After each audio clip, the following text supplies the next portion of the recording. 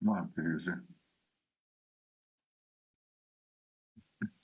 Don't keep your hand up by your face. Hey, she's a director too. Mhm. She's right.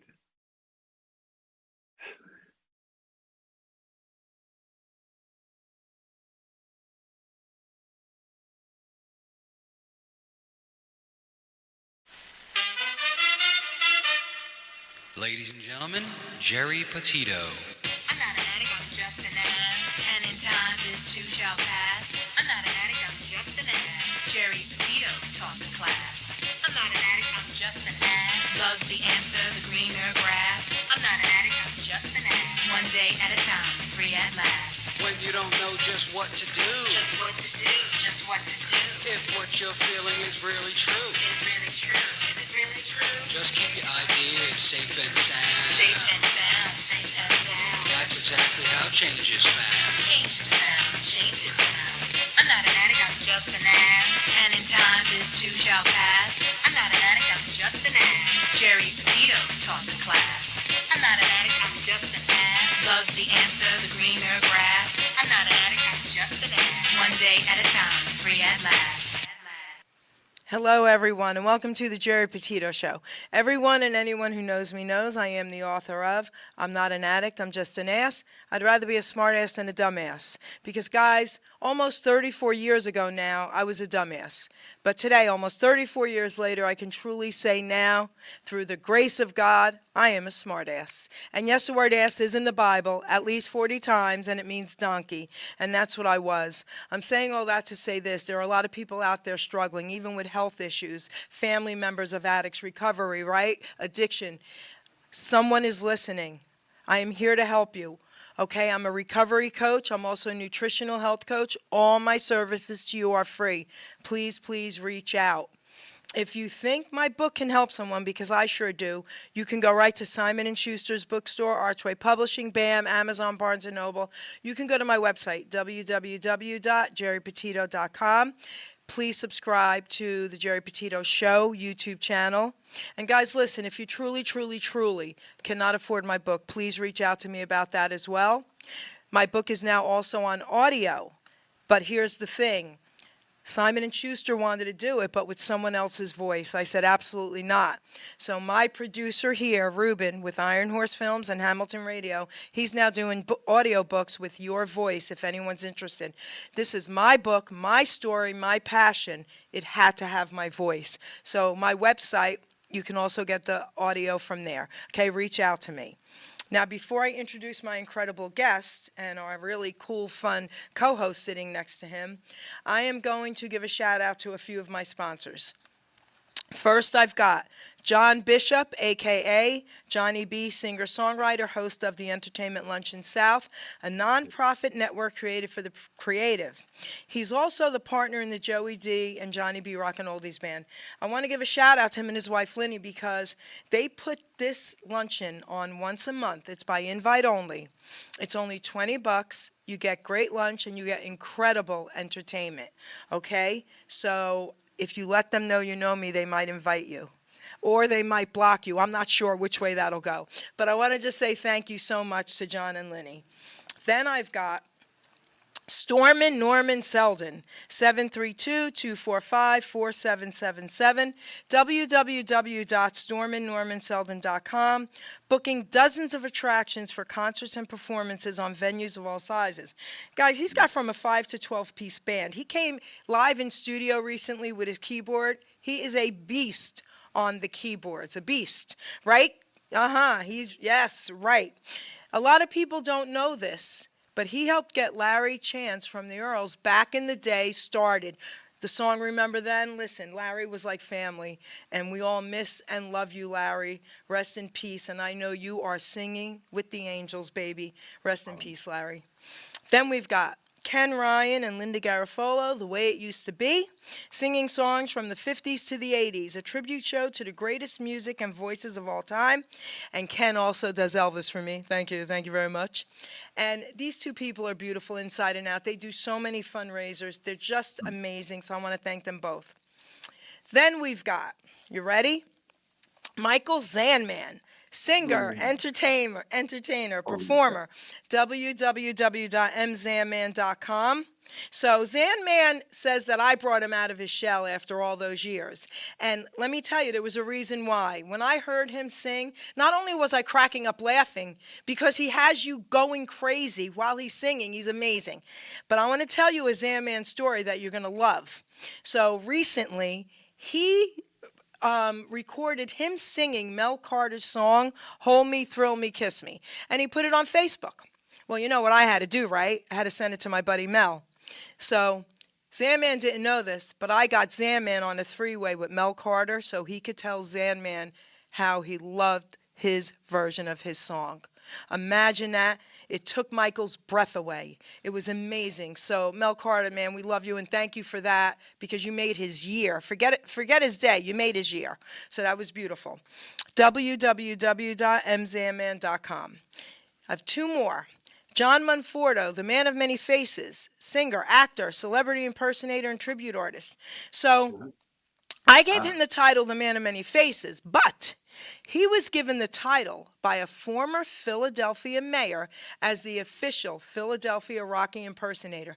Guys, he is Rocky, okay? He does about 30 different characters, and let me tell you something. He becomes each one of them. It's unreal, but he is Rocky, and he actually met Rocky. So first of all, www.johnmonforto.com.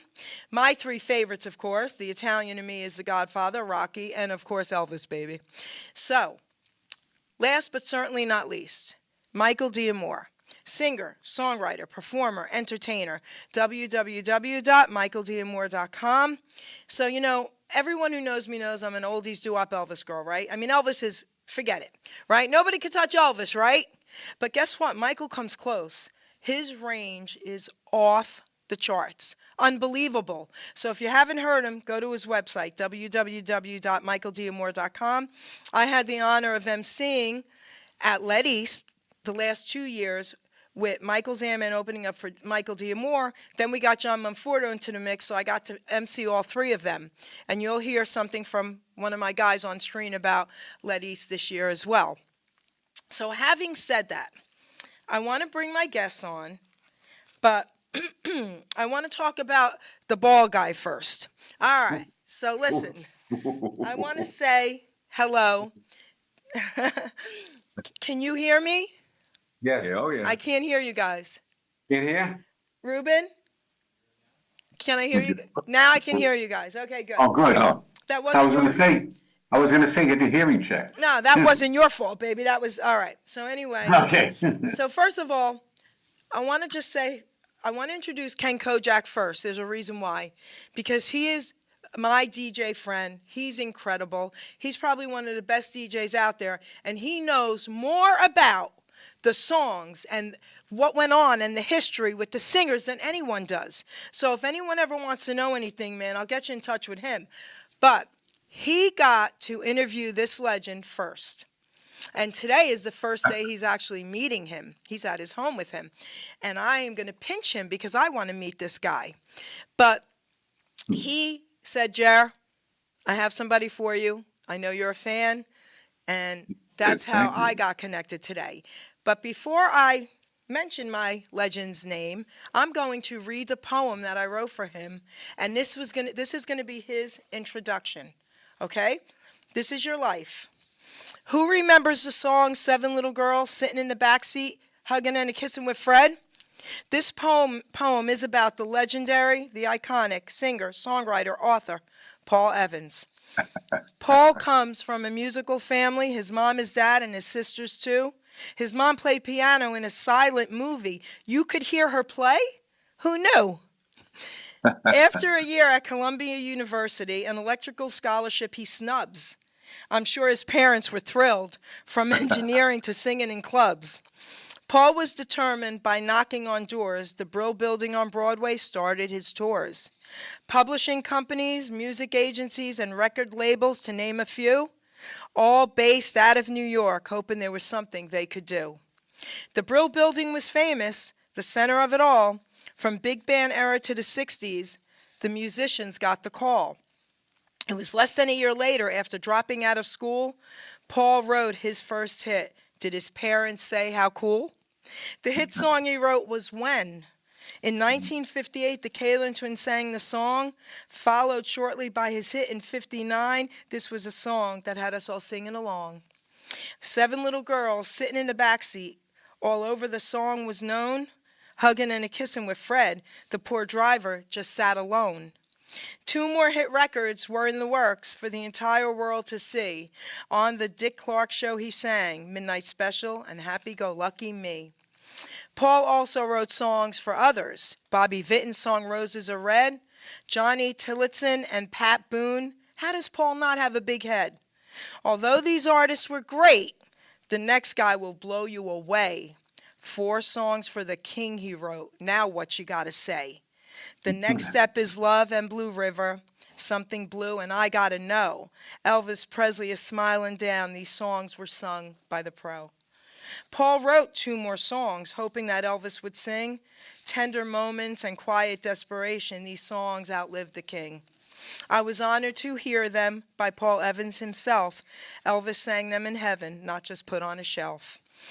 The Araneta Coliseum in the Philippines, Paul performed there live. Along with Johnny Preston, the crowd would jump and jive. Running Bear was Johnny's song. They performed there in 61, ironically when I was born, a year that was filled with fun. Paul returned in 68 to be on the USO tour. I know his parents were proud about his decision for sure. Shortly before Paul met Susan, a shipboard romance he had. They both performed on the SS France, but things suddenly turned bad. At the door, her fiancé stood, waiting for her to appear. The cruise now ended, and there he stood, waving and yelling, I'm here. Even God laughed and thought, silly man, just hang on tight, I got a better plan. Her name is Susan, she loves Elvis too, and because of him, she'll fall for you. Another story about Elvis, The Next Step is Love, written by Paul, is why his wife Susan said yes to meet on a blind date after all. At first she told her girlfriend, I really don't want to go, till she played that song in a jukebox and her friend said, you need to know. The song by Elvis, That You Love, was written by the blind date guy. Susan stepped back and took a breath. Because of Elvis, I'll go, that's why. The year was 1970 when they had that date, arranged by mutual friends. Eventually they'd hate. I'm only kidding, but here is why. They couldn't even finish their meal. Paul had an asthma attack, a rocking beginning for real. Paul Evans wrote jingles for commercials, radio, and TV. 1960 songs still being used. Recently, Happiness Is was used in Etsy. Liberty Mutual Insurance, Pepsi Cola, and Burger King. We've all heard his jingles. Damn, Paul, you could sing. In 1979, another hit song is born, 20 years after his first hit, For England to Adorn. He flew to London to promote it. Hello, this is Joni, the song. He got to fly home on the Concorde. This guy can't do no wrong. In order to join a jazz quintet, Paul needed to now learn jazz. Composed of other jingle singers, Group 5 was filled with pizzazz. They sang in clubs and venues. New York City was the place to be. I was born and raised there. You can take it from me. A 2-week Scandinavian tour, these guys are flying high. European jazz festivals, their limits reach the sky. The Philadelphia Academy of Music in 1991 and 97, with Peter Nero and Philly Pop's Orchestra, this group was now in heaven. American Airlines flight attendant 1963 to 2003, Susan flew in planes. Paul frequently flew first class to eat caviar and drink champagne. The perks of loving Susan don't even stop there. She has been your sidekick. Give her a hug, it's only fair. The president of Paul's fan club, Marilyn Kane from Butler, PA, you stayed in touch with her family after she passed till this day. 2020 was the year the world shut down in fear. During COVID, Paul wrote his book, all about his career. He was asked to write it by McNider and Grace, a British publishing firm. His books now embraced. Happy Go Lucky Me, A Lifetime of Music, is the title of Paul's book. Your parents are smiling down. Your life has been off the hook. That's for you, Paul. Oh my God. You don't have to do the interview. That's my whole life. It's your whole life. Wow. Thank you, Jerry. Thank you. Thank you. Thank you. Fantastic. This is your book, by the way. Yes, it is. This is his book. So, Paul, I'm going to give you the mic, and I want you to now, listen, tell everybody in your words a little bit about your life. My life has been music. That's why I keep smiling, because my life was filled with music. Once I decided to get out of college for a year, and of course my nieces and nephews say, why should they go to college? Uncle Paul, he went out of college, and look, he has a nice career. So my mother didn't appreciate that either. I'm sure we'll discuss the different things I've done in the music business, which took 60 years to complete. The 60 years of music, and through thick and thin, mostly thick. That was the trick. Most of it was good stuff. There were disappointments, many of those. There were some terrible disappointments. C'est la vie. You can't have it all. So I should write a poem about that, Paul, and I would write it all. Okay. Anyway, Susan, like as you mentioned, I can't think of anything you did not mention in your poem. Susan came along, and without her, I don't know where I'd be, because she, when I wrote my book, she did all the information gathering and checking. She was like, I used to call her Queen of Google, and I don't know how anybody could ever write a book without the internet. It's, everything you want to check, you don't want to have the wrong dates for your records. It's all there. And she on her own put in 200 titles that I couldn't write about, of songs that I wrote. So that's it. Like I said, you stole my speech from me. You said everything. All right, have a good day. We go home. Yeah. So, all right. So now, Kenny Kojak. First of all, how do you feel meeting this guy finally? Well, I've on the phone with Paul for a couple of years now. I got introduced to his name by Don K. Reed. Yeah. Let him rest in peace. He was my mentor. He was my idol. He was my go-to guy to talk about music, about groups, about who wrote songs. And he was just a genius and had a great, great memory, photographic memory.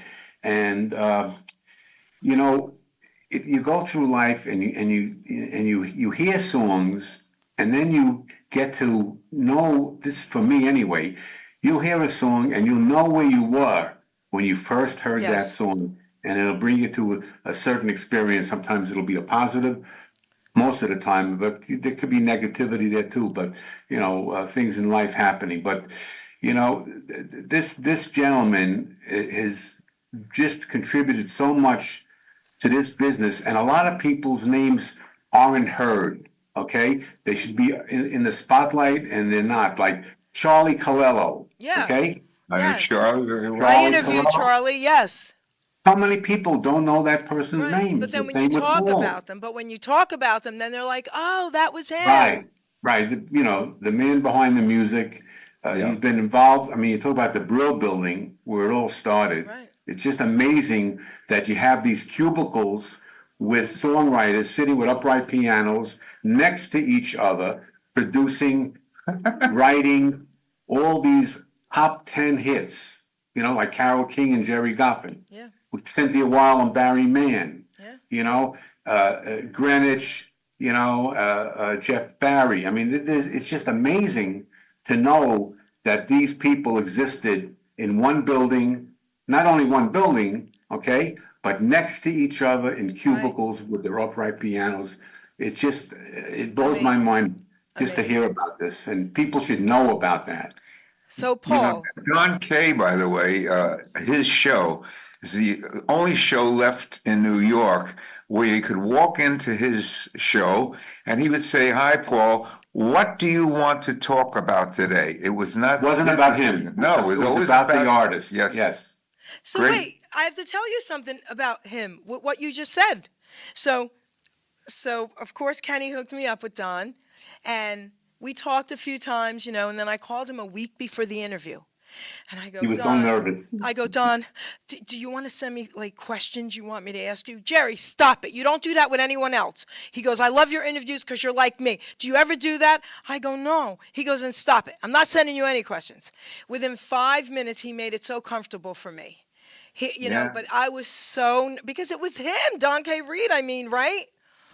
Right. If you get flustered and you don't want to know what to talk about, he'll lead you right into a story, and then he'll just get you on the right track. He was just an amazing man, and I miss him every day. I love that man. And he did some, we were friends, Yeah. Don and I. Oh, right. So one day I did a concert out in Westbury, I think, Long Island. Yeah. And he was not the MC.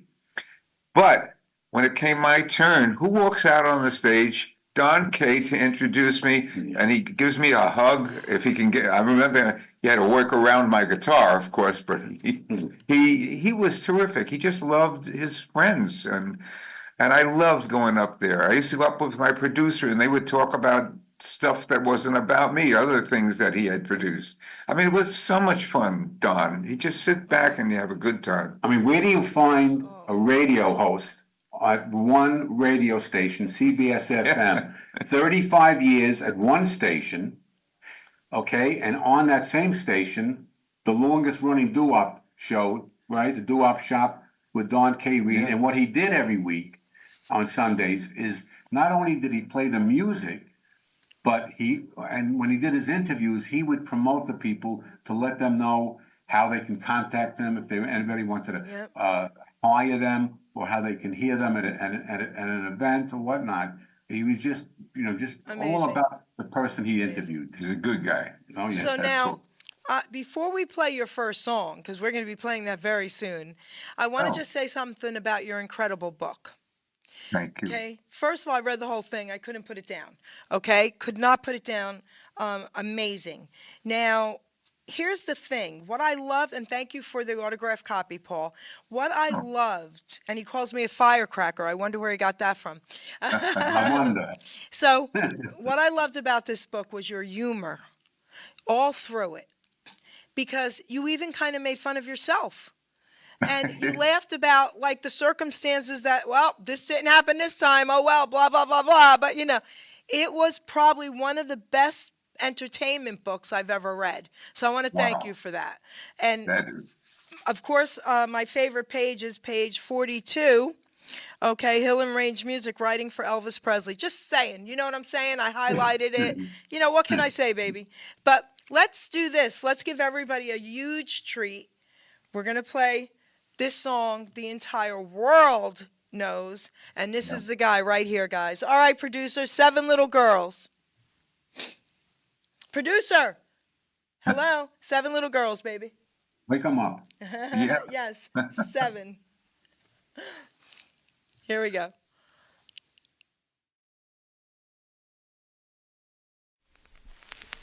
Dee-doo-dee-dum-dum, dee-doo-dee-dum-dum, dee-doo-dee-dum-dum-dum.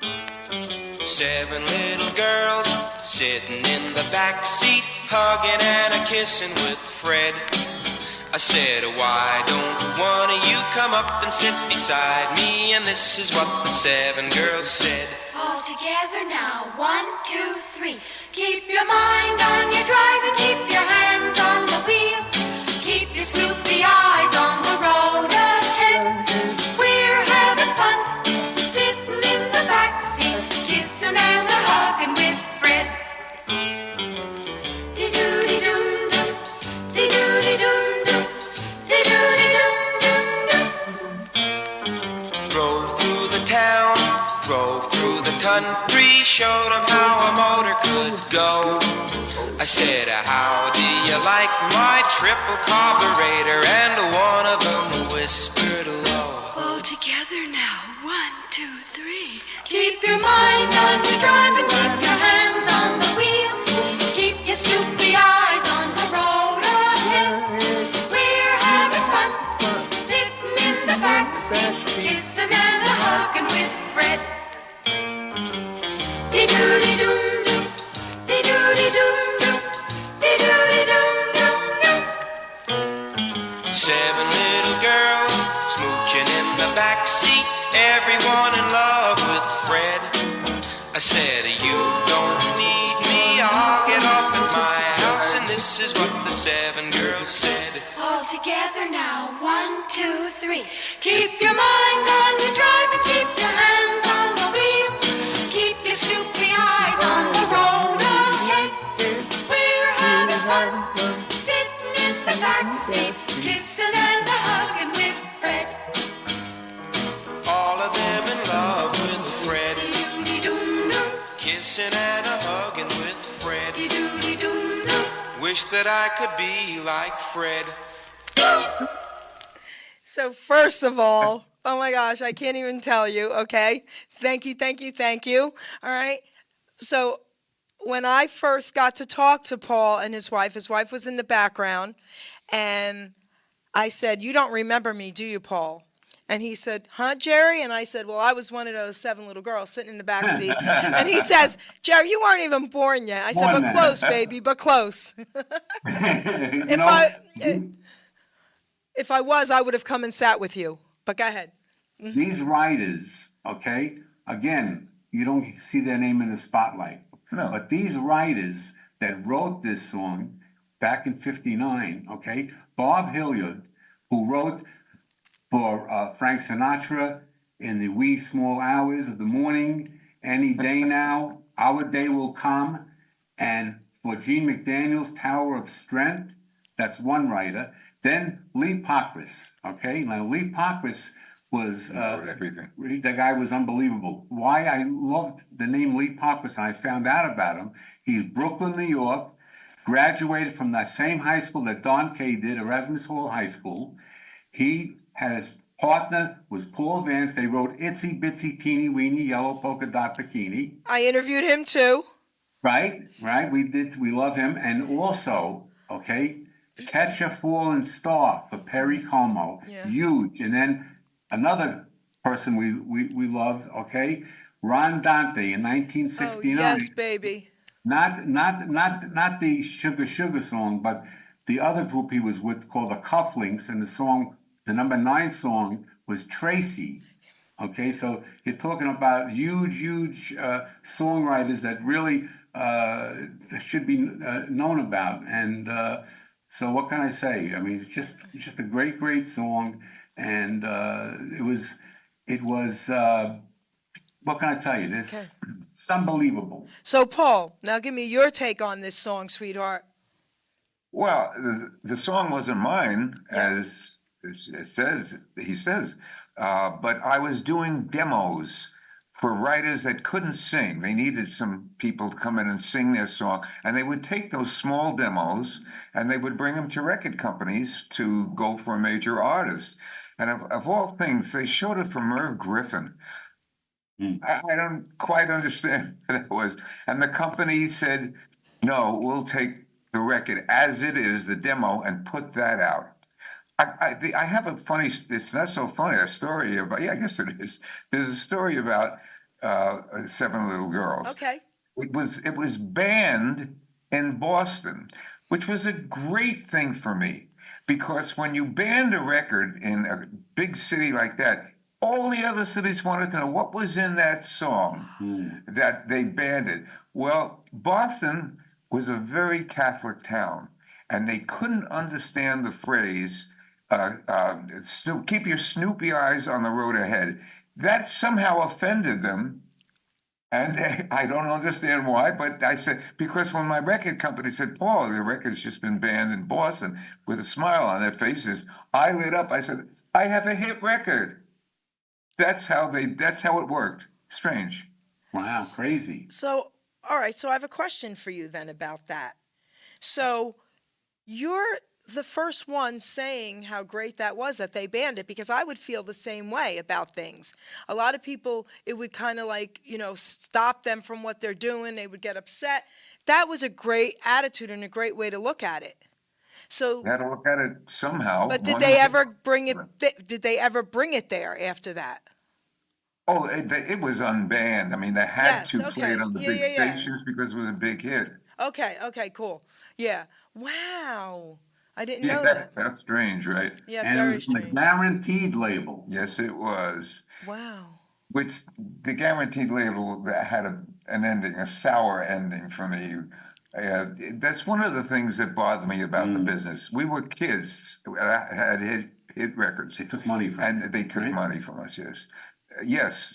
Nobody got away with it. Now I was told. I sent in my attorney to find out what kind of money was I missing because I knew how they operated.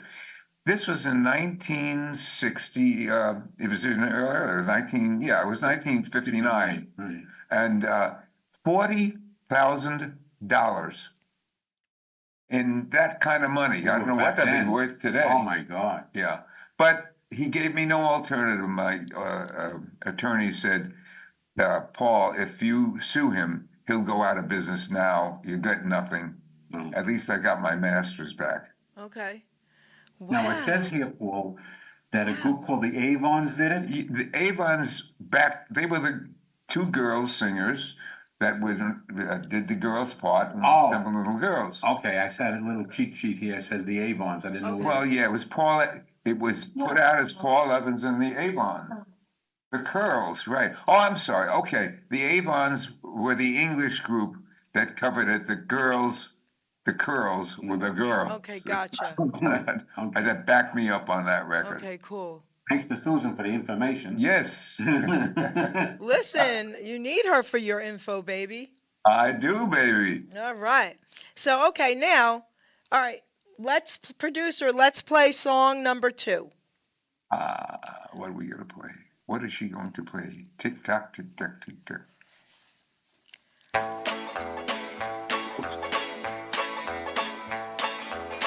I can laugh when things ain't funny. Happy-go-lucky me. Yeah, I can smile when I ain't got no money. Happy-go-lucky me.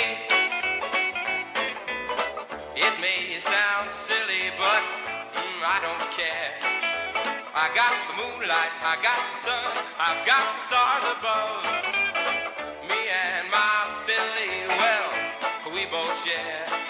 It's happy-go-happy, happy-go-lucky love. Well, life is sweet, whoa, sweet as honey.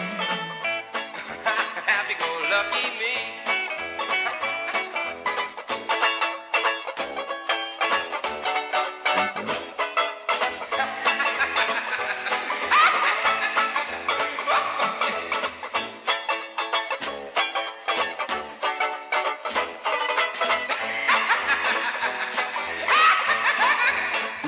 Break it up. It may sound silly, but I don't care. I got the moonlight, I got the sun, I've got the stars above. Me and my Philly, well, we both share.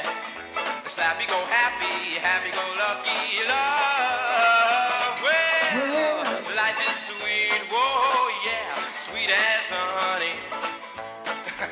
Happy-go-lucky me. Happy-go-lucky me.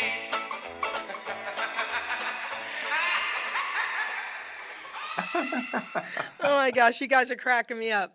So let's Well, get. you gotta know that how embarrassing to laugh like that in a room full of professionals. You know, I just felt so silly, but it worked. So, all right, so you talk first, Paul, and then we'll have our buddy here give like the, blah, blah, blah, boring stuff. But go ahead, you talk no. first. Right. Okay, what would you like to know? I want to know your take on that song and tell us a little bit about that, being in that room and having to laugh. Come on. Okay, well, so first of all, we had a guy named Woody Harris who was a writer. He had some hit songs, and he was in the room. And my co-writer and I say, Paul, and I just wrote a song, and he's going to record it. So I sang him the song, and the guy said, that's a hit song, except take the laugh out of it. It would have been a terrible, terrible, terrible error, and I would have had to punch him one if I ever did that. So, and the song did very well for me because, believe it or not, it was used for a commercial for a long time. A lot of people picked up the song. It was a supermarket had it. It was an ad in England. Amazing. That little song I did very well. And it was a little song because it was a little group of players. And it was done in the last 10 minutes of the session. Oh, And the question to everybody was, can we get this in 10 minutes? Can we get it in? And we did, and with one take, and we got it. And it was a hit song. It was a top 10 song. so wait, before you talk, Kojak, because I can't wait to hear what you're going to say about it. But wait, Paul, so within 10 minutes, even with the laughing, it was a take? Yes, it was a take without the laughing. Okay. And then The laughing was the last minute of the session, I laughed. That's so cool. See, this is the cool stuff that, like, your fans want to hear about these songs. You know what I mean? Nobody knew anything about the recording sessions, which was where sometimes there were fights in the recording studios. You know, Paul should laugh. Paul should not laugh. Paul should laugh. I said Paul should laugh. Oh my gosh, that's great. Yeah. All right, Kojak, give us, the boring stuff. Okay, I'm gonna move this just a little bit over. Yep. So you can, because I'm a little bigger than him. He is. Okay, a little bit. If I'd have known he was this much bigger than me, I would have said, no way. Anyhow, he's got to get credit because it was in a John Waters film, okay? Yes. And it was also in a show Scrubs in 2014. It was in a video game Clash of the Clans. It was in the pilot of 2016 Hulu, the miniseries. And it was a number 10 song. It was on the charts for 14 weeks. And what can I say? That's the man sitting next to me. It's And amazing. what can I say? He knows more than I knew. No, he Well, knows, the details like that. I like to talk about, Yes. the background because I got the cheat sheet. Yeah, but listen, you're amazing with all that, Well, But it's- that, you know what? It's anybody can play a song, okay? I like to give a little background, a little history, and a little credit to the songwriters and the story behind it. So that's what makes it all good. so now, Paul, this third song that we're going to be playing, producer, get ready for the third song in 1 second. 1 second. This third song that we're going to be playing, honey, we're going to be talking a bit more about this artist. Okay, so let's play.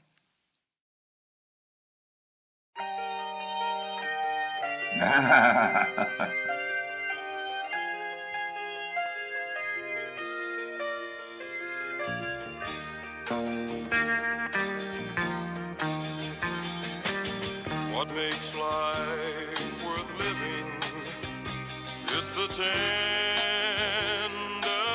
moments. Thank you, love, for giving me these tender moments. When the first gold wisp of morning finds you soft and still asleep, sun and I both share a gentle kiss upon your cheek. Tender moments, oh, tender moments. I love you, sweet child. I love you. And darling,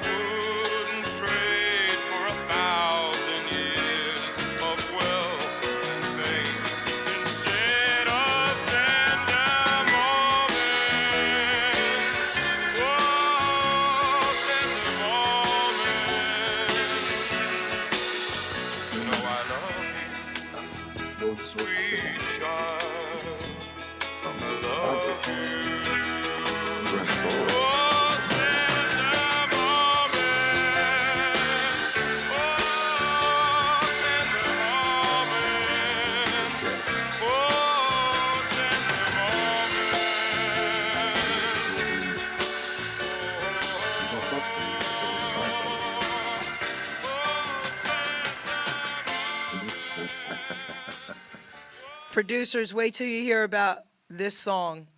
Paul, first of all, my heart is melting. So tell everyone you know what to say. Come on. Well, this was a demo that was me singing, and a song that I wrote, and took it to Elvis's producers, and they liked it. And so they took it, and they were on their way out to a recording session with this song in their pockets. And they had to, I heard this, the musicians ready for a session with Elvis. The plane turned around because he had passed away. Yes. That's pretty sad. I mean, he passed away while he was holding my material, Yes. which enough already. It was so sad to know that he died. But but he's holding two of my songs. So, Amazing. wait 1 second about tell everyone the second song that he died before he got to record. What was the title of that one? Quiet Desperation. It was a poem, and come on, Susan, who did the poem? Okay, he lived. I know who he was. That's okay. and, Yep. A famous poem from one of his famous books, and my partner and I wrote the song around that poem. And it's a sad song, but it's a powerful song that Elvis would have killed. He would have just murdered it. Listen, listen, you sing it beautifully, but I got to tell you, I was sitting back there with the producer. I'm picturing Elvis. It was amazing. Like that was an Elvis song. Yes. Beautiful, amazing. You did a great job. Wow. Well, thank you. Yes, Oh my I gosh. applaud. Thank you very much. No, really. Kojak, what do you think about that song and story? Yeah, this is sad. Very, very sad. How, time just goes on and things happen. And he could have made a little more gelt. A little more guilt. But guess You know? what? Don't think he's not singing it up there, honey. Yeah. He is singing it up there, okay? No, I'm going to remember that. But he is, okay? He is. That song was Elvis.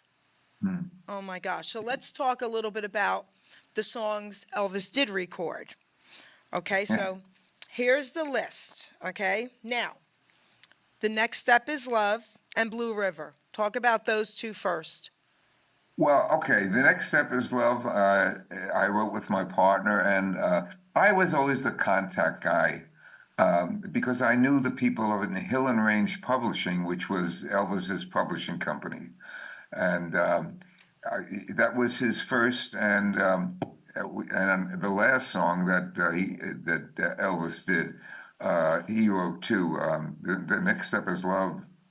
Was written by myself and the same fellow who I wrote the first song with. So what can I say? You knew what to do when Elvis was going to record. Everyone in New York, all writers in New York knew about it. It just spread like wildfire. I spent a lot of time in Nashville. So the difference between the writers in New York and in Nashville is startling. In Nashville, when you hear somebody as important is coming up to record songs, people will talk to you and say, and by the way, so and so is coming up. You should take a shot at it. I couldn't believe it when I went down the first time. Paul, do you have any songs for Elvis? That's another writer talking to me. Oh my God. But when New York, no one mentions it. It's all a secret. They don't know. They don't want anybody else to know about it.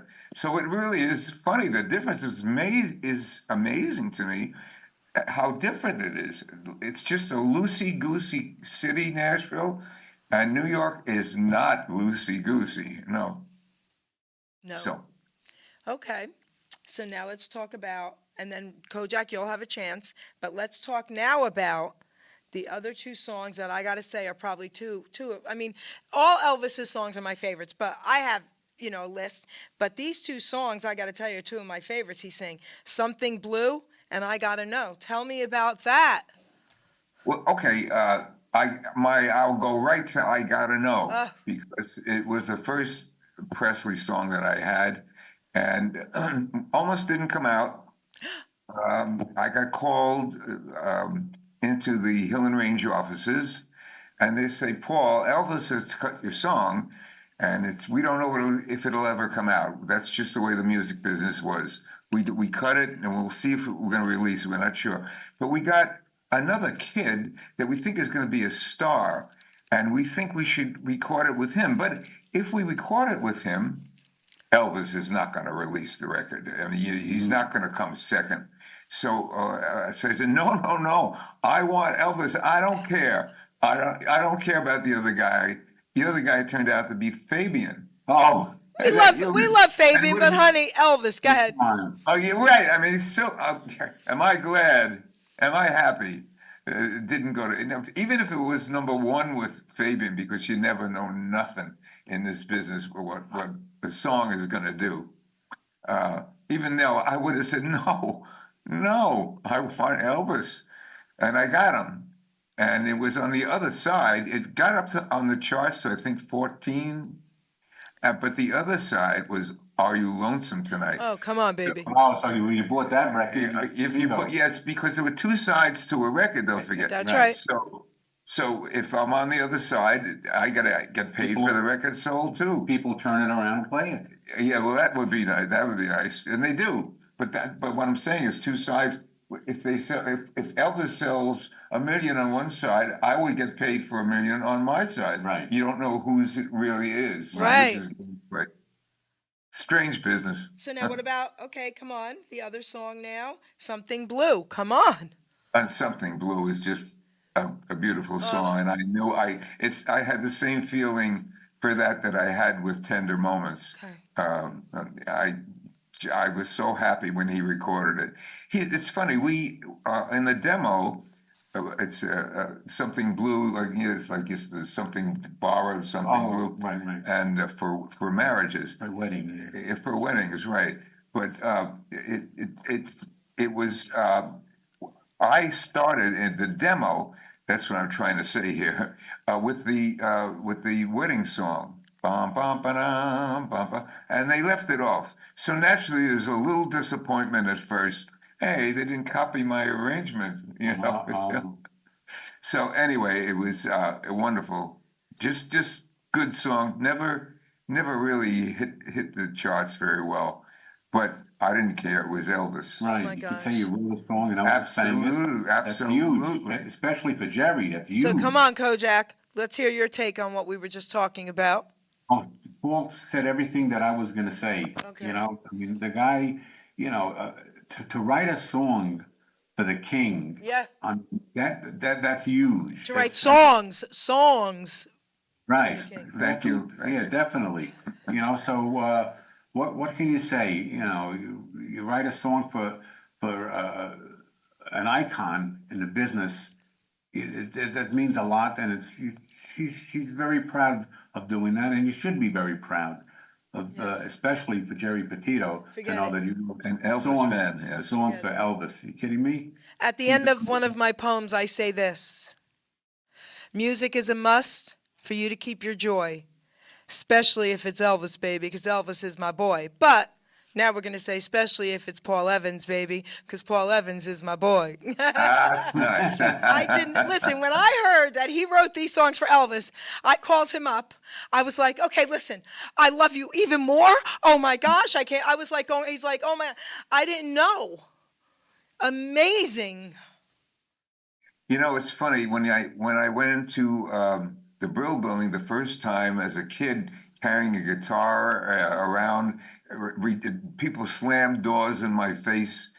They were not interested. Most of the publishers in the Brill Building, which we were talking about, most of those publishers were not old time, I would say, but not interested in rock and roll because they knew that rock and roll was going to go away. And they would pray every night, make rock and roll go away. Honey. And it didn't happen. And when they saw a kid with a guitar in his hands, they right away slammed the door. Not interested. But they had nothing to do anymore. They were not publishing the big songs. So I remember one time I knocked on a door. Door was open. He saw me, and he didn't say anything. He just slammed the door shut. But I saw what was happening. There was a poker game going on in the publisher's office. Yeah. Oh, I'm a poker dealer. Go ahead, continue. Okay. Well, no, it was just funny to me.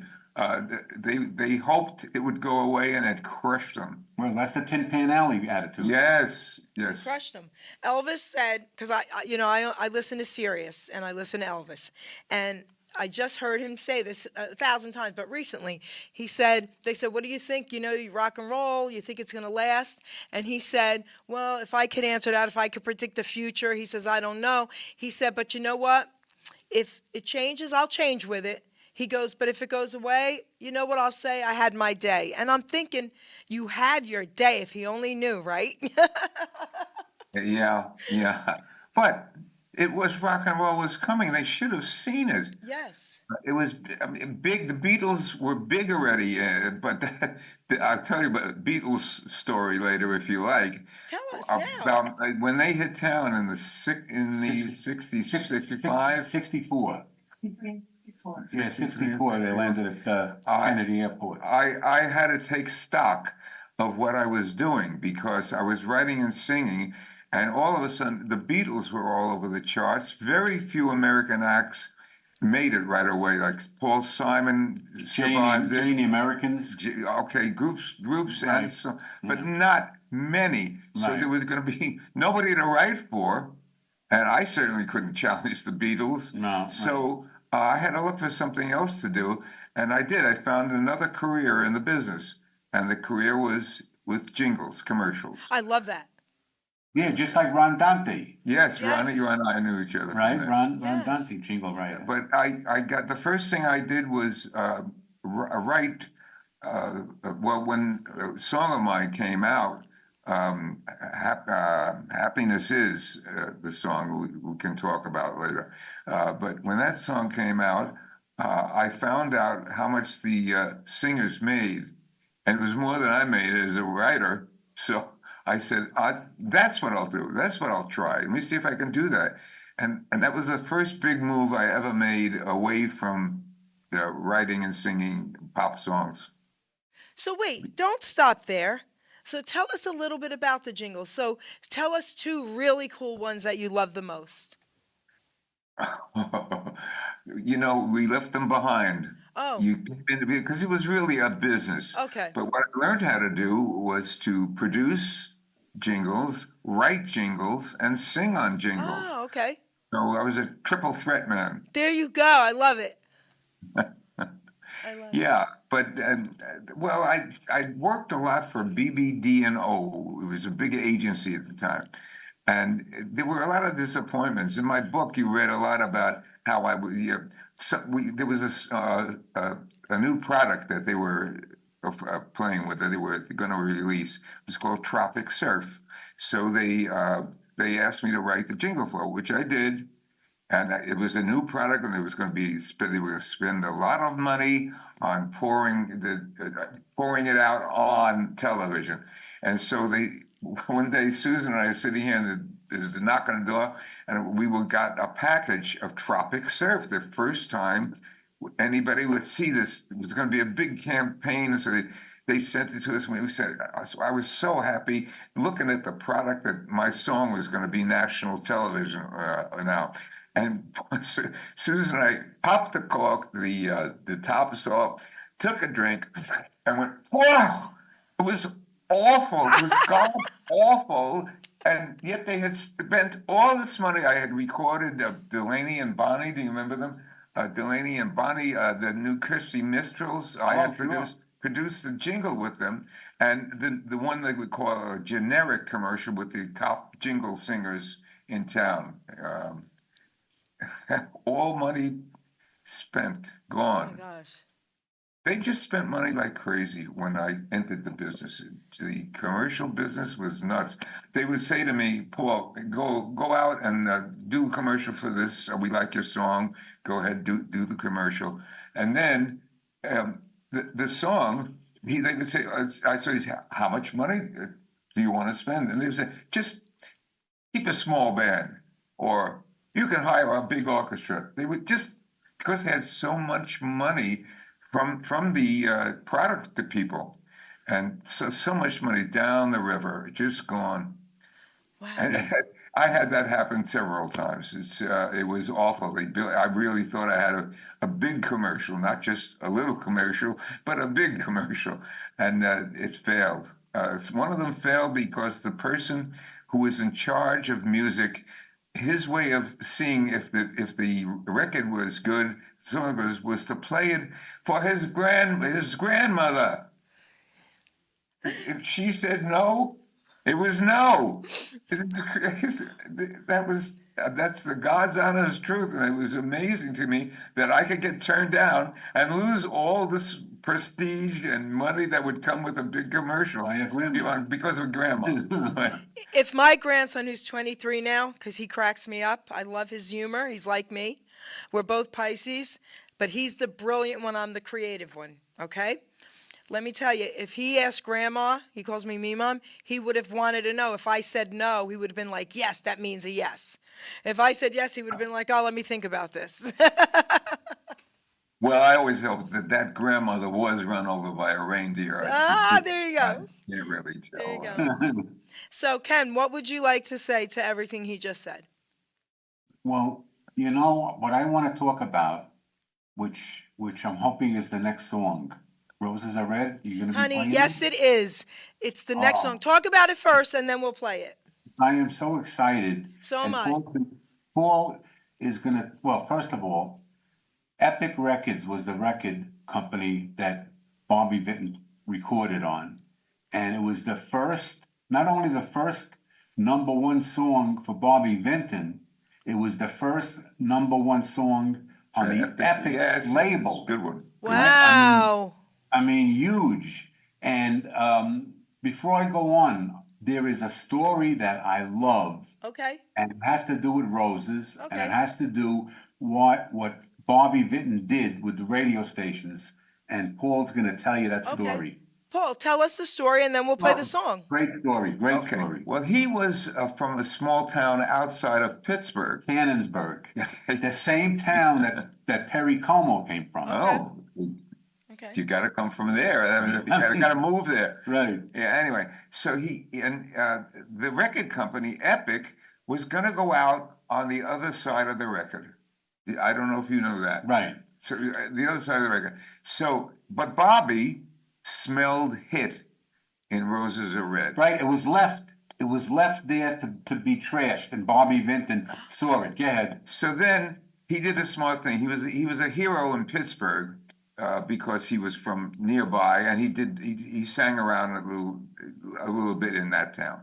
So what he did was he hired a beautiful girl, gave her some roses, one for every station, every major station in Pittsburgh, and he made the rounds, and she made the rounds, and the next thing you knew, Epic had, as you say, as Ken says, Epic had its first hit, despite themselves. They were going to go on the other side of the record and lose Roses Are Red.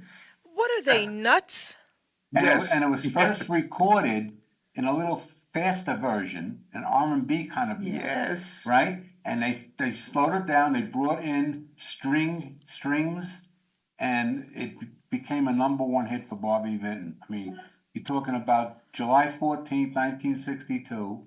Australia was #1, Norway, New Zealand, South America, and it was a top in the top hundreds. It was #4 in the top 100 singles of 1962.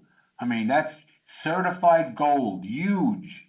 Covers by Ronnie Carroll in the UK, David Macbeth, You know that. Piccadilly Records, 62. Jim Reeves' album, Gentleman Jim, 63. Caterina Valente in German in 62 was #7, and it was even released in Singapore. I mean, this record, Roses Are Red, huge. And who could have guessed? Here's how it was written.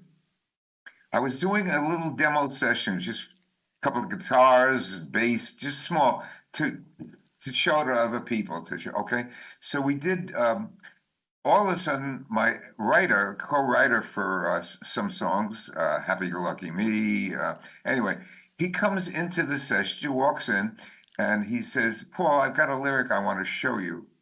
And I said, yeah, okay. And I said to the band, as a joke, I said, folks, take a 5. I am now going to write a big, big hit record.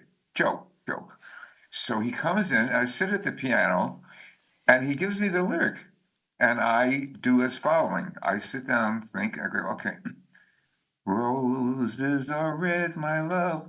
Violets are blue. Sugar is sweet, my love, but not as sweet as you. That's good, I said to the choir. That's really good. That's gonna be. I know who to show it to, and I'm gonna show it to him.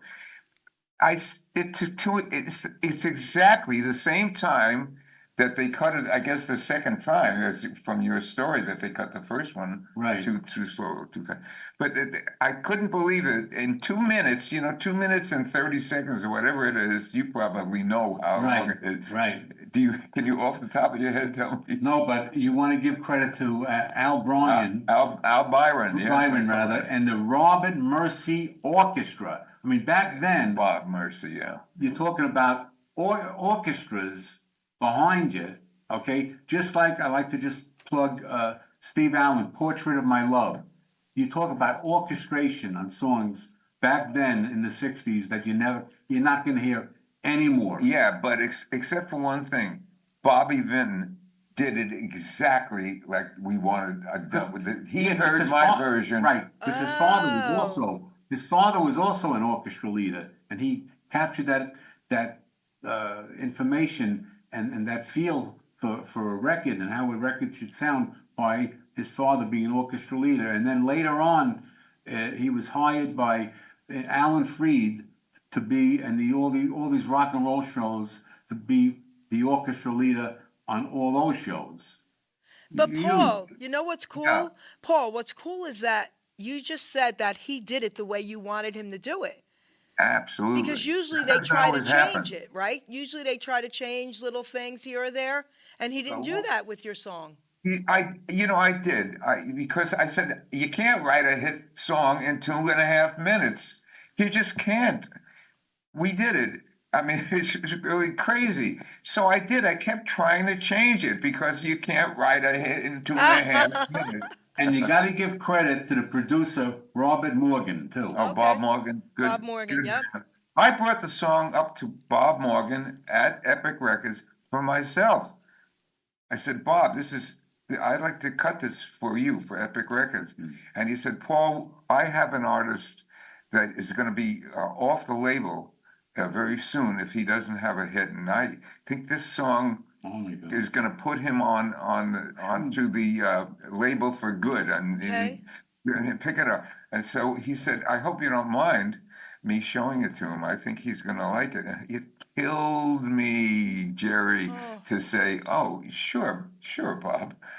It's okay. It's fine. It's okay. It hurt to say that. I knew there was something special about this song. Oh, yeah, and Bobby Vinton had 2 #1 hits, Roses Are Red in 62, and then at the end of 63, the first week of 64, There I Said It Again was There I #1. said it again. Wow. But you know what, Paul, think about this. You wrote that song. I mean, that's off the charts incredible right there. He wouldn't have had that song if it wasn't for you. He probably hadn't wouldn't had have his even. career. It's right. He probably wouldn't even have his career if you didn't give him that song. So God bless you for that. Well, I gave it to him regretfully. Okay. Here's a song that I want. But going. And it was tossed, it was rejected. at Okay. Epic. Then Bobby Vinton saw it and he said, I want to record it. That's so cool. So producers, Listen. let's play Roses Are Red, baby. With the Robert Mercy Orchestra. Here we go. Written by Paul Evans and Al Byron. That's Hey, right. woo, Yes. Woohoo!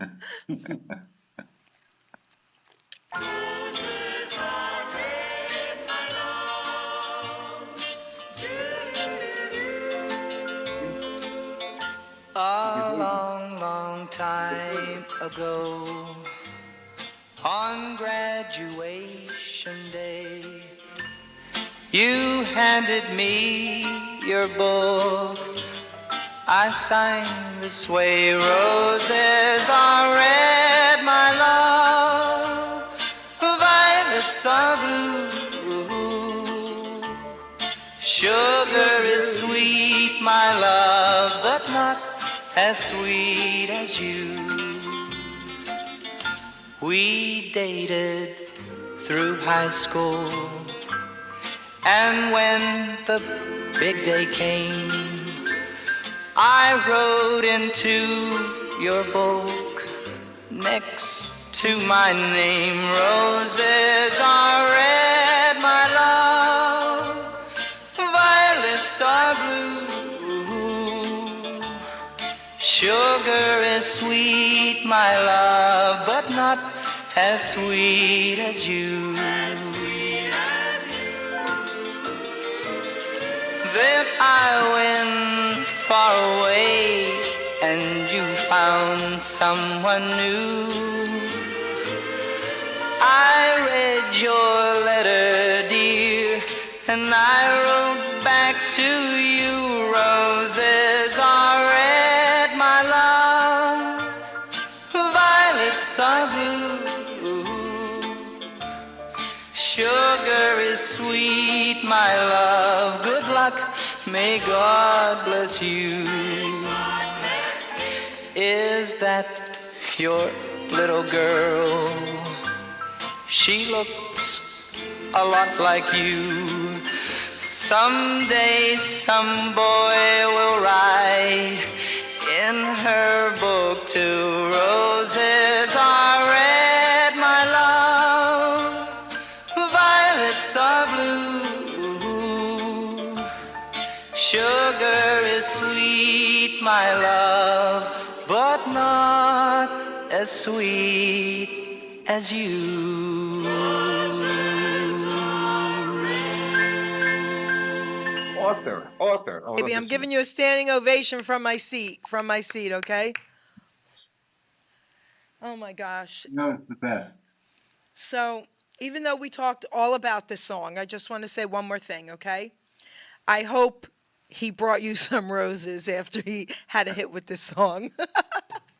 No, he did not. Oh, boo! All right. Well, I gotta hit the road, and I gotta get the Long Island Railroad. Okay, baby. So I'm really privileged and proud to sit next to Paul Evans and having him on your show. I mean, it means so much to me. Don Kay, when I used to meet him once a month at Yesterday's Diner in New Hyde Yep. Park, Yep. right? And he spoke very highly and very often about Paul. He did. He did. Wow. Yes, Amazing. he definitely did. So and I put up the picture of Paul and Don Yeah. in Facebook. It just saw it the other after you mentioned it. Right, it was done several years ago. But you talk about a song. I mean, everybody knows that song. And then you're going to hear about the Kalin Twins song "When," which is Yes. another huge hit. Yeah. So I love you, Jerry. I love you, Paul. I love you too, but do me one little favor, because I'm going to get a screenshot of this. Get close to each other and smile, look into the camera. Let's see if we can get it in there. There you go. As long as you're doing that for me, in a couple seconds, I'll be able to get that. I love you, Kojak, everybody. Ken Kojak. He is one of the greatest DJs out there. I love you, and I can't thank you enough for not only being here today, but also for introducing me to this legend. So thank you, Kojak. I love you. Love you too. Beautiful. See you. Thank you very much. Thank you. All right, so now the boring part is leaving, okay? You know, all the facts, you know what I mean? No, we love you, Kojak. I know you're just joking. What a wealth of information he had. Yes, he's insane with all that. It's Oh, amazing. Don Pay's was my mentor and my teacher. That's My right. head- Amazing. So, now, Paul, he didn't bring you roses? Didn't bring me roses. Oh, boy. Oh, I wish he did because listen, Nobody could- brings me roses. Isn't that Listen. fair? Yeah. Well, he brings his wife roses. Yeah. you Be careful. you could have dried them and kept them forever, you know? The Bobby Vinton roses for your song. Come on. Yeah. All right, Well. so now I want to talk, before we play the fifth song, I want to talk a little bit about the Brill Building again. All Good. right? So give us, one or two really cool short stories that you'll never forget about that experience. Oh, well, walking in and looking at the people who were working there, people who had offices there, and when I can tell you a Okay. good story. I would used to bring in my lunch in a bag, and until I had my first hit record, until Seven Little Girls, everybody was after me to record their songs. Um, and then all of a sudden, I was part of the mob. I could see Doc Pomus and Mort Schumann and Lieber and Stoller, and I could talk to them. I could sit down with them, and I never had to bring my lunch anymore. There would be a publisher all the time who would say, "Hey, Paul, can I take you to lunch today?" What a turnaround that was. They just once you had a hit, Yeah. you were a member of the From tribe. slam doors to that, right? Yeah, and you felt like, well, you know what? Yes. Yeah, right? So, all right, before we forget, because I don't want to forget this, tell everyone how they can get your incredible Happy Go Lucky Me, A Lifetime of Music by Paul Evans book. Yes, go out and you can still get it on Amazon. I wrote it in 2020. Yep. When COVID, and I was rushed. I could have written so many more stories. This was you know, amazing. But the publisher he was English, and so I was surprised. What happened was he had another lucky break for me. There's always, there's a fine line between a talent and a good break. You're right. And I had my share of both. Yeah. I think I had my share of talent, and I know I had my share of good breaks. I don't remember the story I was about to tell you because I got all excited about that. No, this is what you were talking about. You said the publisher, you wanted to put more stories in, but then you were saying something about the publisher. Yes, what happened? Thank you. Yeah. So he actually, the publisher, was going to get someone to write a story, a book, not a story, a book about the Brill Building. And he called a writer that he had published before in England, and he said, I'd like you to write a book about the Brill Building. And the writer said, I am really too busy with writing here, writing there. I just don't have the time to do it. So the publisher said, well, could you suggest somebody who could do it?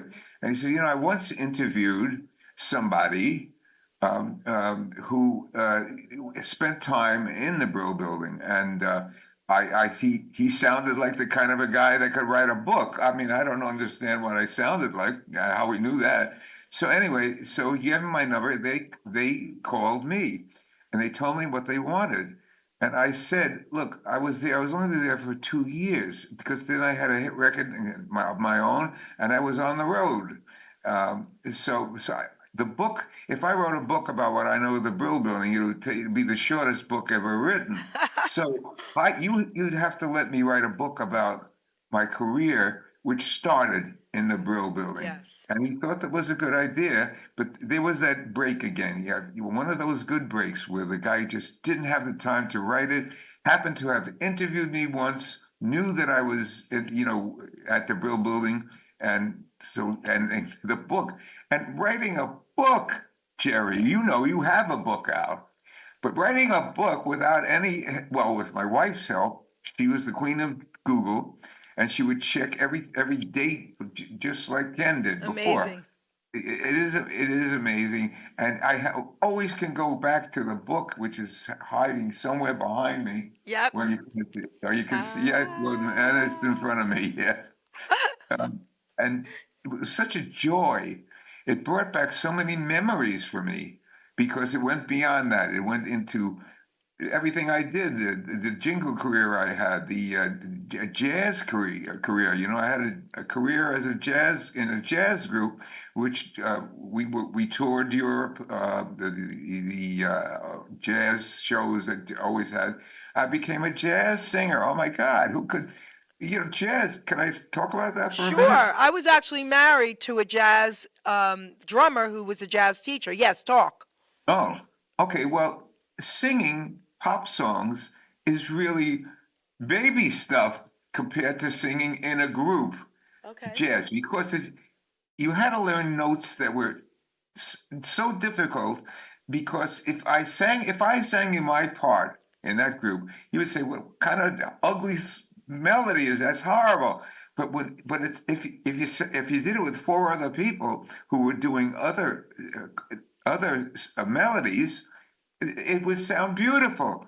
You know, being up on the stage, it was so difficult that if you're up on the stage and you got lost for a second, go fight your way back into that stuff. That was very difficult. So I had to pretend I was singing until I could finally sing and found my way back in.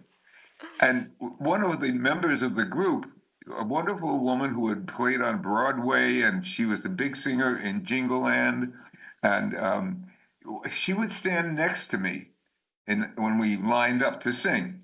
She was a big woman. And we once played in New Jersey along the coast. There was a club, I don't remember what it was, but they had a very small stage. And she liked to swing while she was singing. And boom, she hit me, knocked me off the stage, and I had to climb back up and get back into the song. It was really funny. She was a great singer, and she loved it, and she was so happy that she would just dance when she was on stage. She's a big woman. I got to interview, I ain't gonna bump no big fat woman, his son. Okay, so Oh.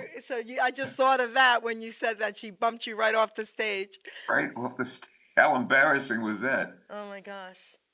And the first time we ever sang live, they had to wait for me to learn what the melody I had to sing, and so we went in a club in Jersey where some famous you might know who I'm talking about, Jessica something, Savage. huh? Jessica Savage. Jessica Oh, Savage. of course, sure. Well, she in one day she was in there and she drove off the little island that they were on, and she right into the water she went, and she didn't recover from That's that. right. So anyway, I went to that. We sang in that particular club, and the first time in came 5 big guys. Obviously, the club owners, they wanted to make sure that we were good. So they came in and they sat in the last row, smoking cigars, just like a joke.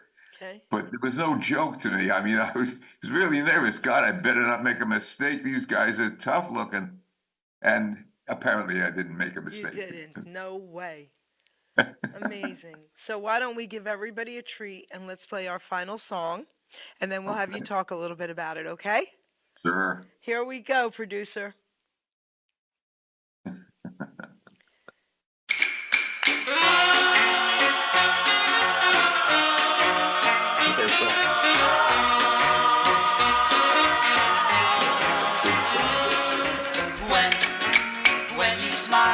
When you smile at me, well, I know our love will always be. When you kiss me right, I don't want to ever say goodnight. I need you, I want you near me, I love you, yes I do, and I hope you hear me when I say, be mine. If you will, I know all will be fine. When will you be mine? Oh baby, I need you, I want you near me, I love you, yes I do, and I hope you hear me.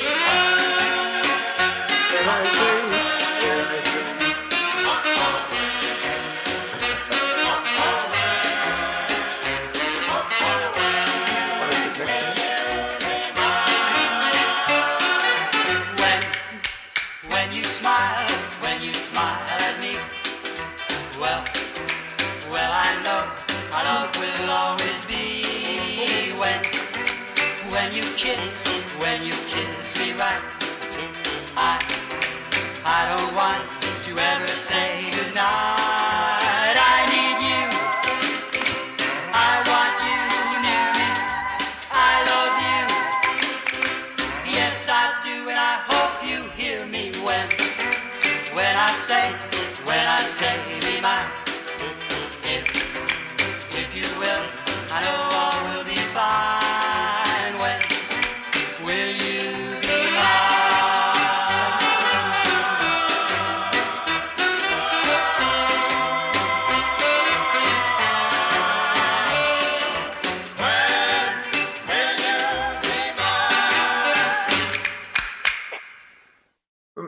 Kidding. Remember, we just talked about getting breaks. You got to get a break, right? Yep. So, my publisher took the song over to the man who cut the Kalen twins. He was in charge of recording them. He picked the material, etc. Well, he didn't like this. He didn't like the song. What is wrong with all these people? I don't know. Well, I don't know. I just don't know. So he didn't like it, and he put it. What he did, he used to do, he used to put records in one pile that's rejected, one approved. So the Kalen twins came into town, and he said he would not be in the office that day, but they should go up to the office and they should pull the songs from the approved file and pick the songs that they wanted to cut. They made a mistake. That's so cool. Yeah, oh yeah. They went into the rejected pile, and they found when. And when he came back to the office, they were singing it. He couldn't tell him he rejected it, right? He would have been so embarrassed. Fellas, I didn't mind. And he wrote a great arrangement. His name was Jack Pleece. He wrote a great arrangement, maybe to make up for rejecting it in the first place. Okay. This was a big summer hit, big time. I remember being places, you'd be at the beach or whatever, and people were singing it. Yes. It was great fun for me. You know what's amazing? Okay, so I was born in 61, and we've talked about this, but these songs are still current. These songs, when they come on, listen, if my granddaughter who's 9 or my grandson who's 23, they'll be dancing. Okay? They love the music. They love all music. I mean, it's amazing how it's just timeless. So I was at a show in New York in Little Italy, where cousin Brucey. Yep, I know Cousin Brucey, yep. Yeah, cousin Brucey would do his show. We would lip sync. So they called me at the last minute. They needed me. They needed somebody, probably was sick or couldn't make the gig. So I came and I sang, and the people were very nice. And at the end of it, a lot of people lined up. They wanted pictures with me, which was great fun. Always fun to do that. Yeah. And finally, the line petered out, and Susan was with me. And so I said, look, Susan, there's nobody else here that wants the order. There's no sense staying here. So we started to go out of the area where this thing was being held. And a young man came up to me, and he said, Mr. Evans, can I have your picture? I'd like to take your picture. And I said, well, of course, you just take a picture. Then I thought about it, and he's a young guy. He was maybe not even 20. Okay. So I said, we were about to leave, I said, oh, by the way, how come you wanted my picture? You're an 18-year-old, and my hit was several years ago. And he said, Mr. Evans, my grandmother loved your records. See? Oh, but that's so beautiful. Yeah, people think some people thought I wouldn't like that. I said, no, that was great. It was great. What are you kidding me? That's a beautiful story. That Yeah. means he loves his grandmother, okay? Yes. And he's honoring her, and now he can't wait to show her, or if she's still, the picture of you and him. I mean, he honored her by doing that and honored you. That's a beautiful story. Thank you. And yes, I agree. Yeah. Susan and I agreed right away that was really a wonderful thing that happened. Oh my gosh. You know, I've Very gotten beautiful. fan letters that you can't believe. So, I remember two of them. This one fellow wrote, one father wrote, and he said, "Mr. Evans, you have been a part of our family for the past 30 years." Wow. Okay. And how about a letter from a guy who said, we're talking about happy-go-lucky me, and he said he had some terrible disease. I don't remember what it was. And he said, whenever I need a lift, the only thing that can do it for me is happy-go-lucky me. Oh my see? God. I mean, these moments, Okay. You know, word, you know this press as well as recognition. anybody. Music saves lives. Yeah. And, you know, especially over the last few years, you know, people were stuck in their homes. But anytime I went out and I did my lives, people would send me messages crying, Jerry, I'm stuck in my house. Thank you for the lives.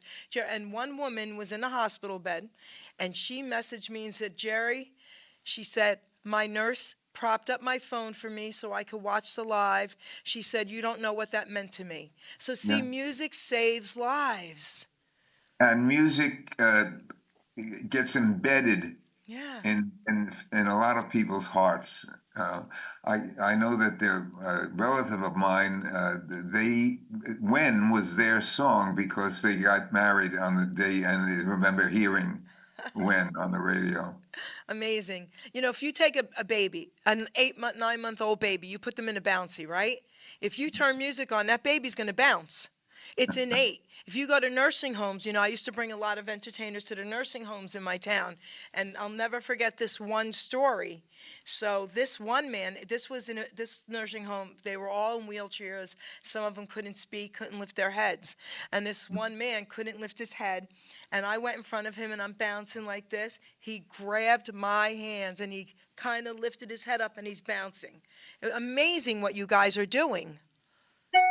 Yeah, yes, I was part of a troupe that went to the Philippines to the hospitals during the Vietnam War, and we brought them some cheer See? from home. It was really nice to do, and it just felt so good. And you're a You know, hero then as well. You're a I was hero. wearing a beard at the time, and one of the soldiers, because this was a time of protests in America, Okay. from young men, and a lot of them had beards. The soldier said to me, "You know, when we saw you come in here, we were gonna, I forget the term he used, we were gonna beat you up." Because he said, you know, you were probably here. We saw films from home, television from home, and the protests. They didn't want the protests at home, and they didn't like it. But once we started to sing and Wow. put on a show for them, it was fine. It was an interesting show for me in a way that it actually turned me against the war. I didn't realize what was going on there.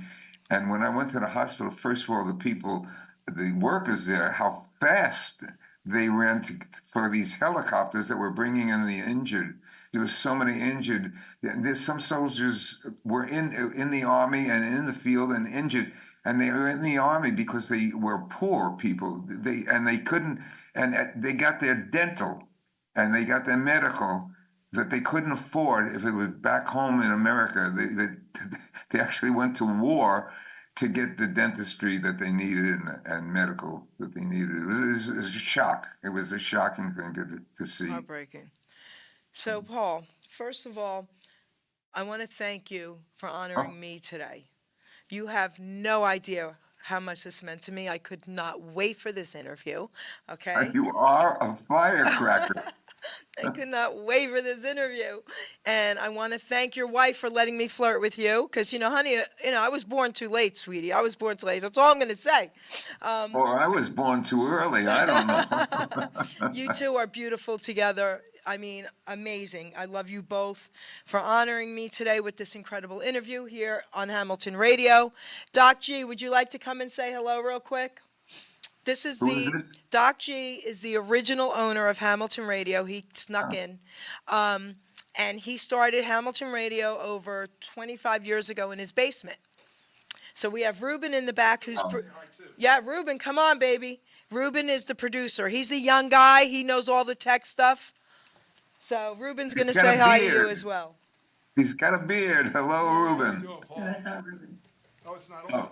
Look, he's silent. Hey, Paul, can you hear me? There you go. Yeah. I love your music. I You to say hi absolutely to do. A wonderful, great job on what you produced, and of course, the Bobby Vinton song. I didn't know that was you. It's always the hidden secrets of these great songs that you know and hear of. You know, it's just amazing. You know, these songs I did, I started out, I had my first record, my first hit record in 1958. Isn't that crazy? Impossible to believe, 60 years in the business. That's crazy. And a good time was had by all. You know, the fact that we talked earlier, I know we're going to run out of time here, right? And then we've got our producer in the room there, not able to cut it off yet. But it's just such a good time. 60 years worth of music. Oh my God. Oh my God. It's so, I just, yeah. Who could have believed that? You know, 57.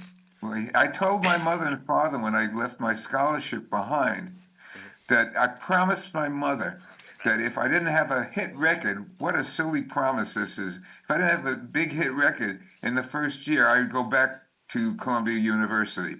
But There you go. I did. But I had it. You can't do that. See? But it happened. They're gonna cut 57. you off, Paul. Huh? They're gonna cut you. Yeah, they're gonna cut you off. I know you gotta No, go. we're not cutting you off. No. I want to tell you something. We're not cutting him off yet. So this is Ruben, and he's the young one. He's in his 40s, and he's the incredible tech guy. So, of course, I said, did you ever hear of Paul Evans? No, Joe, but he's in his 40s. Did you ever hear of the song Seven Little Girls? No, Joe, but when we played it, he said, of course I heard the song. Now say hi.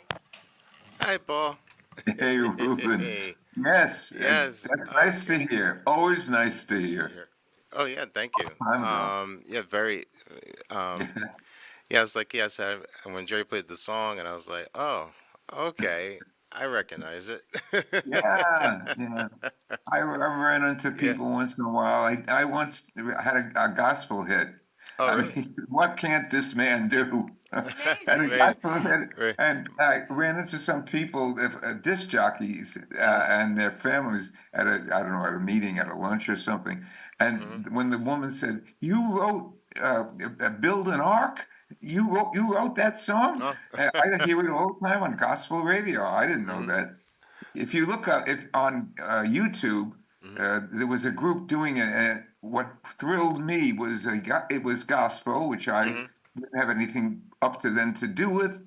But there was on YouTube, there was a group that did it, and I watched. You could see the audience, and they're singing my words. They're singing live. The audience knows my song. Oh my God! Wow.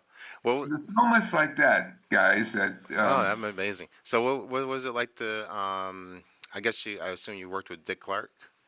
Oh yeah, Dick was I loved him. He was just a nice guy with a great memory.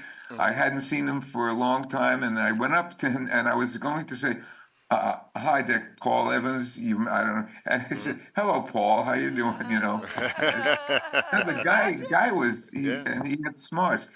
And the rap on him is that he was a businessman. Well, Yeah. so what? Without that businessman, nobody would have heard my songs. Right. Oh, that's really awesome. Dick Clark was so important. And I heard Jerry in the poem. Was it true that you rode the Concorde? That I did what? You rode the Concorde? Oh, rode the Concorde. Yes, I did. What was that like? Oh, what a real kick in the rear, you know, because they went up and all of a sudden they say, we're going to go super, what do they call it, guys? Fast, supersonic? Supersonic now. Supersonic. And you're sitting in your seat and you get pushed back like that in the air. It was just weird. It was not a wonderful plane. Oh, I mean, what it did was wonderful, but you paid for it with very small aisles. My producer was with me. He was a big man, and he would have trouble. And you couldn't have one person going one way and one person going the other way. Small, tiny, and fast. wow. 3 hours. Oh, wow. From New York to London, I London. think it was. Wow. To New York, yeah. That was part of the deal. Paul will come over, but he'll come over. I took less money. I didn't care. I wanted to go in this. And I once had an offer to sing for the soldiers out in California. And I Okay. said, please tell them, I don't want to get charged. I want to ride in I want to go out there in one of their jets. Yeah. And they said they can't do it because just the individuals they couldn't do it. The Army wouldn't do it. Wait, I want to comment on what you just said about the jets real quick. So in the 80s, I went to Russia through Lenox Hill Hospital on a tour, and it was still communist. Machine guns were pointed at me at the wall. It was craziness, but I loved it. But I got to go into an Aeroflot, a warplane of theirs. They said to us, who wants to come? You're going to drop 40 feet. Me and my cousin were like, we're in. And it was crazy. I just had to share that because of what you said. That was so cool. All right, Wow. say your last piece to this legend. Okay, bye, Jerry. They wanted to say a lot, so bad. Good one, Ruben. Yeah, take care, Paul. Thank you for letting us meet you. Well, Paul, it was a pleasure meeting you. Well, this was You great know, fun. and it's good to talk to you and other people that wrote songs that I may have heard on TV. Yeah, or didn't know who wrote 'em, of movies. course. Yeah, I didn't know who wrote them. Yeah, they don't even say it on these shows, do they? They don't No, say. they don't. Here's a hit for Bobby Vinton written by. No, you have to read. You have to the guy read. that we were calling Don K. Yeah, Reed. yeah. Don K. Reed would do that. Yeah, He would and give the name of the writer. writer, right? And sometimes when they roll the credits, this goes by so fast. Yes. You Oh, know, we notice you that have on to pause it. television now. Yeah. Yeah. The movie it goes by so fast you can't see who it is. You can't see who it is. Yeah, it's really a blur. So it's always great. Especially meeting you here and talking to you one-on-one. And this is the guy that did my book in audio. Yeah, I did our book and audio. All right, And, say bye, Paul. Bye, Jerry. Bye, Come on, I Jerry. want my boy back. That's my man. Well, wait a minute. That's my man. That's my man. Yeah, That's see, my that's man. right. Well, that's I right. love that. Oh my God. All right. That's Yeah, great. Paul. Oh my God, that was great.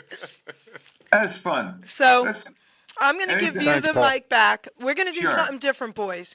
When we're ready to close, we're not playing my theme song. We're going to play Seven Little Girls to close with. But Paul, I'm going to give you the mic back. You got a couple minutes. I want you to share something with all your fans, with all your listeners, anything, motivational or anything you want to say that maybe you forgot to say. The mic is yours. Hey, I want to say that when I came in, I was a singer-writer, and then I was I saw an opening in Jingles when the Beatles came in. I said, "What am I going to do?" Then I saw an opening in the jazz group, and then there were so many opportunities for different things to do within and all with music, which I had a charmed life. I did, Jerry. You did. Maybe you think you did. I do too. When I read your book, Paul, okay, You were so hot for it. I was like, Yeah. who is this guy? This is Now you know. incredible. Jerry. This is wonderful. I haven't done an interview in a long, long time, and some of these dates that are coming back to me now, I also have cheat sheets, but I didn't have to look at them too much, just a little bit. There you Every go. once in a while, peek at them. So I want to thank you, Paul, honestly, from the bottom of my heart. My producers were like waving to me like, we want to say hi. We want to say hi. So you're amazing. Your beautiful wife. I love you, lady. Thank you for honoring me here as well. And Paul, you know what? My door is always open, and I wish you nothing but the best. Everybody, buy his book. You Yes. have to buy his book, Happy Go Lucky Me, A Lifetime of Music. Paul Evans, and I got to say, honey, he was pretty hot. I'm just saying. I mean, it's, the picture's there. I could see. All right, buy his book. All right, Paul, thank you, sweetheart. We're gonna close out with Seven Little Girls. Okay, Jerry. Beautiful. Thank you. Here we go, guys.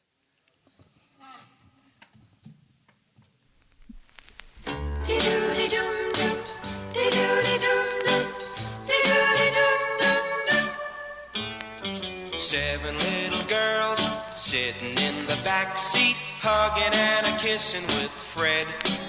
I said, why don't one of you come up and sit beside me? And this is what the seven girls said. All together now, 1, 2, 3.